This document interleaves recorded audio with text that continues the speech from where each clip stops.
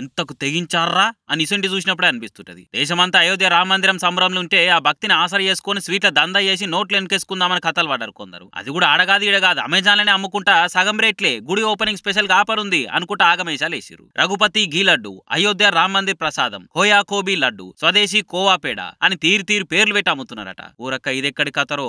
అయోధ్య గుడిలో అయితే అమెజాన్ ప్రసాదాలు పెట్టినాము, కావాల్సిన వాళ్ళు కాటన్లు కొనుక్కోరే అని ఏడే చెప్పలే. మరి ఈ లెవెల్ ఆ గుడి రాముని పేరు చెప్పి మిఠాయిలు అనుకుంటా గాయ చేస్తున్నారు. ఇదంతా కస్టమర్లను పబ్లిక్ ను మోసం చేసే కథనే అని confederation of all India traders వాళ్ళు అమెజాన్ కు నోటీసు పంపిరట. దేవుని మీద ఉన్న భక్తిని కూడా సొమ్ము చేసుకొని పైసలు సంపాదించుకోవాలని చూస్తారా? ఎవరు ఏం పేరు పెట్టి అమ్ముతున్నారు, ఏం బ్రాండింగ్ చేసుకుంటారు అని చూడరా మీరు అని స్వీట్ల పేరు మీద సొట్లు పెట్టి వారం రోజుల నోటీస్ కు జవాబులు ఇవ్వాలి, లేకుంటే చట్ట ప్రకారం చర్యలు ఉంటాయని వార్నింగ్ ఇచ్చారట అమెజాన్ కు. నోటీసులు వచ్చే వరకలా వీటి సేల్స్ ఎంబటే బంద్ పెట్టింది అమెజాన్. మాకు నోటీసులు వచ్చిన మాట నిజమే, ఆ స్వీట్ల అమ్మినోళ్ళ మీద చర్యలు తీసుకుంటామని కూడా చెప్పిరు వాళ్ళు. కానీ చూసిర్రా, దండిగా సంపాదించుకోవాలన్న కాయిస్తోని దైవాన్ని భక్తిని వాడుకుంటున్న ఇసొంటోళ్ళను మరి ఆ దేవుడు ఎట్లా అరుచుకుంటాడో ఇసొంటోళ్ళకు సోయనాడు వస్తుందా పరి.